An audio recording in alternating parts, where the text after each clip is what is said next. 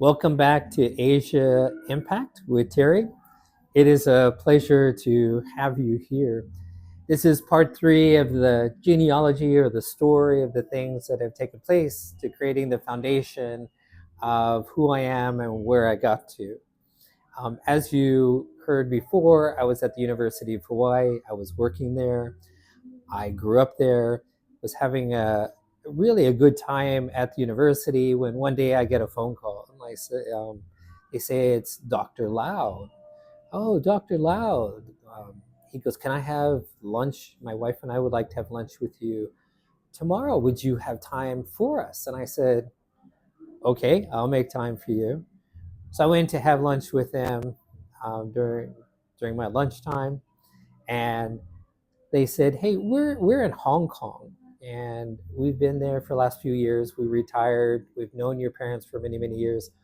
Would you have an interest to coming to Hong Kong and help us start our fundraising program at Hong Kong Adventist Hospital?" I said, really interesting. And they said, "Look, we'll fly you guys out there.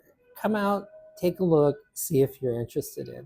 So a couple months later, when it was a good time, went out, saw the hospital, met the people, looked at the programs, things that they're doing, and saw Hong Kong. And wow, it was a vibrant city. It was so alive. They had a great international community and it had a buzz to it. And I go, wow, this is something that I've always dreamed of, to do fundraising outside of the US.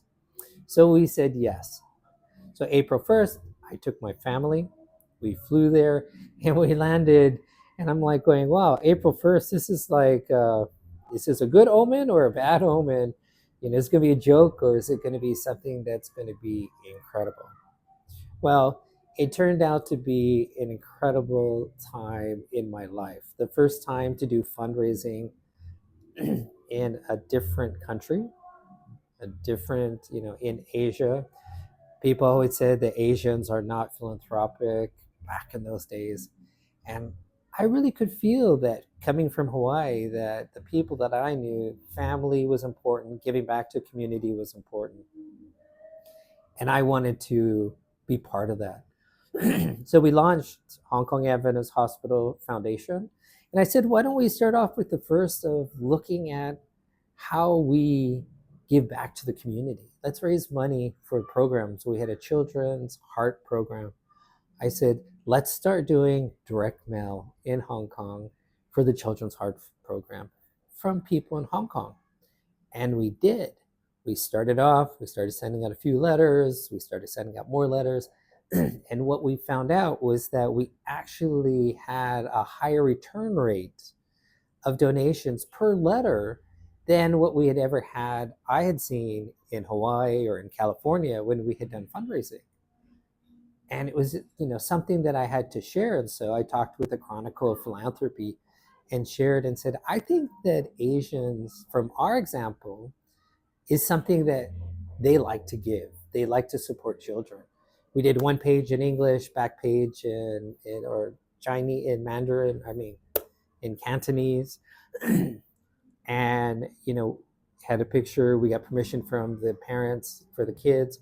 We partnered with Salvation Army in China. We brought kids from China down to had hole in the heart surgeries, and we built from there. I then looked at the rest of the hospital and, saw that there were, people coming in, had been there for a long time. A lot of people from Shanghai, because there had been Adventist hospitals in Shanghai over the years, coming to use the hospital. And so started to reach out to the community. I had a rule that if I could find 5 key people in a community who were our patients or who were well known that I could build a relationship with, it would help to open other doors. And when I left University of Hawaii, I had one of the doctors who was there who said, hey, why don't you meet my nephew, David Lee? And I said, sure, I'll meet David. He said, oh, he works at one of the banks. And I called up his office and they said, yes, next week, Tuesday works. So I went down there, I was in my suit, and they said, oh, you're Terry, please come. They had someone escort me to a private elevator, took me up this elevator and went to the very top and walked into this very opulent, beautiful room that had, beautiful Chinese furniture, paintings, and there stood Mr. Lee. And Mr. Lee introduced himself and said, "I'm David Lee." At that time, he was president of the Bank of East West. And I said, "Oh, I'm shocked. I didn't know that, it's great to meet you. I didn't know that, you and I would be having a private lunch together. But like I learned from before, you listen." He goes, "Yes, I've used your hospital. My uncle had shared with me that you'd be coming." And he said, "Tell me, what is some of the greatest needs you have?" And I said, "Look, I am new to Hong Kong. I don't know people. Could you help make an introduction to me?" And he said, "Look," he picked up the phone. He said, "Look, I'll make introductions to 5 different people." And he picked up the phone right there when we were doing lunch, called these guys and said, "Hey, you got to meet Terry Ferris."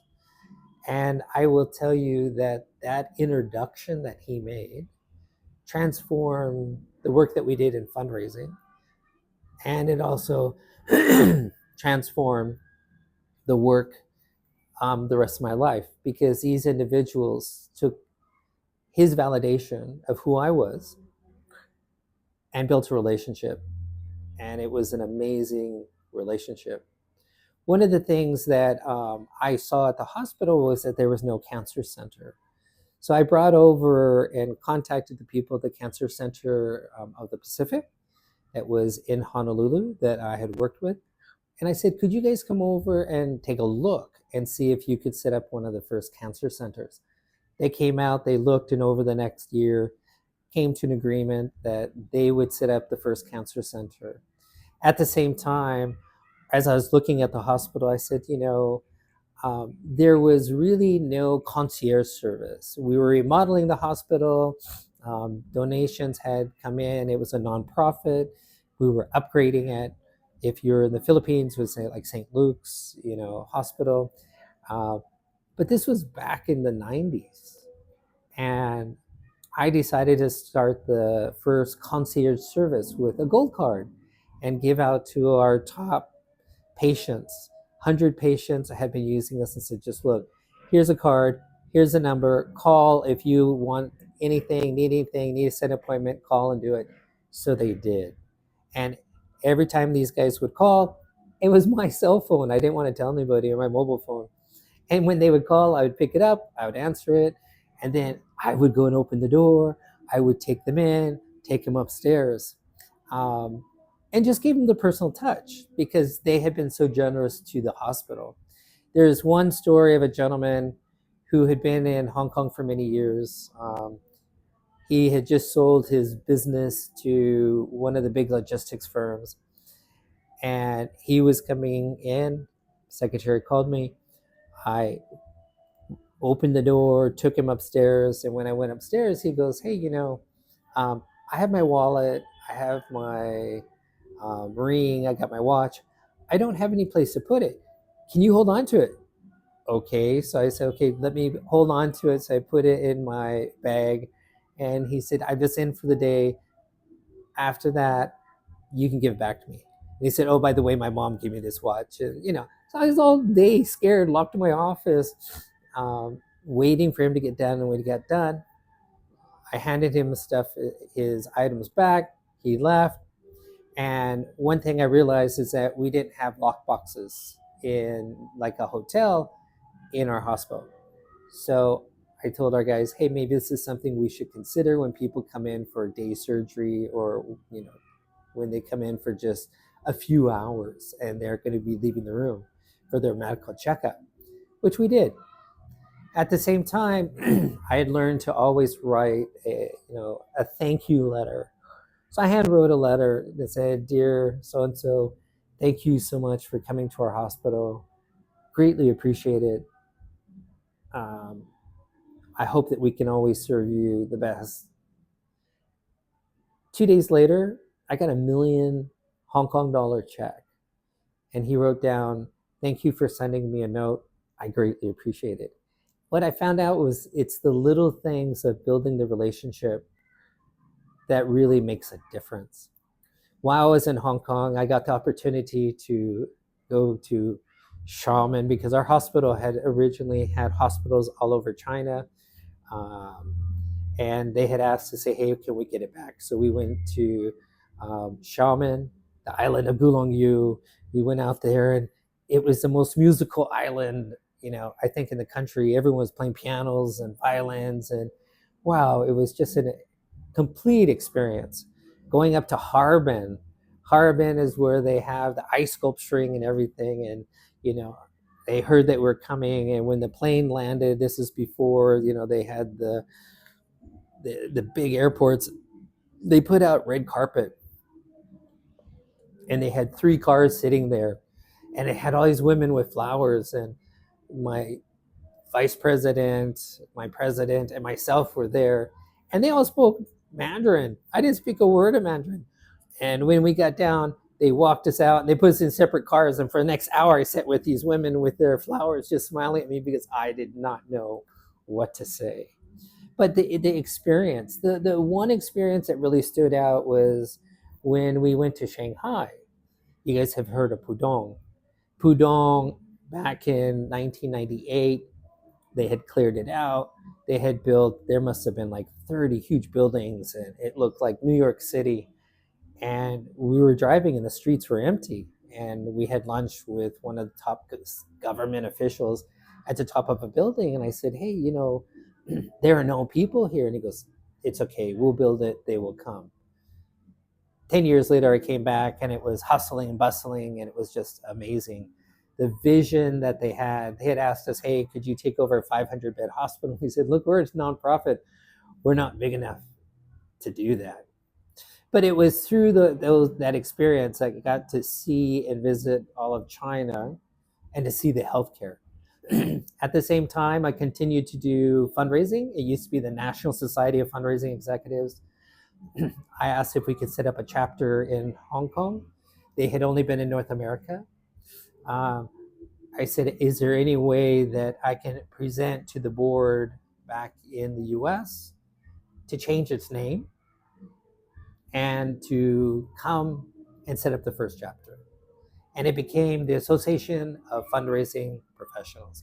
And we set up the first chapter, I think in 1999, for fundraisers. I wanted the local community to see, the nonprofits, that fundraising was a profession.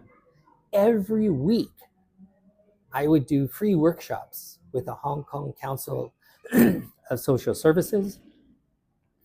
We would go and we would have 10, 15, 20 nonprofit organizations come and join us.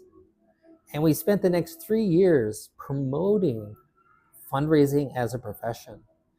And I will tell you that it was fun to see how the Hong Kong Council of Social Services transformed into becoming a greater center on listening to the needs. We actually, I'll talk later about setting up some of the programs that we help on the fundraising side. But my passion, my dream was, how do we help educate the boards of nonprofits? How do we get people working on things? I got to know Christine Lowe and the work that she was doing with civil society. And I got to share with her and other government um, individuals how they could change the laws to make it easier for institutions to raise funds, to make sure that they were managing funds, making sure that individuals and companies that were giving money were making sure that the money was actually being spent in the right place. This was long before everyone else, we were the first ones really. There was a handful of us that would spend all of our free time helping those other organizations learn how to raise money. I have to say that working at Hong Kong Adventist Hospital, I learned firsthand again, listening to individuals, listening to the patients, listening to what their vision was. And 5 years later, there was plans to build another new addition on the hospital. And it was because of those relationships that helped provide the funding to building another new wing and hospital in Chunwan.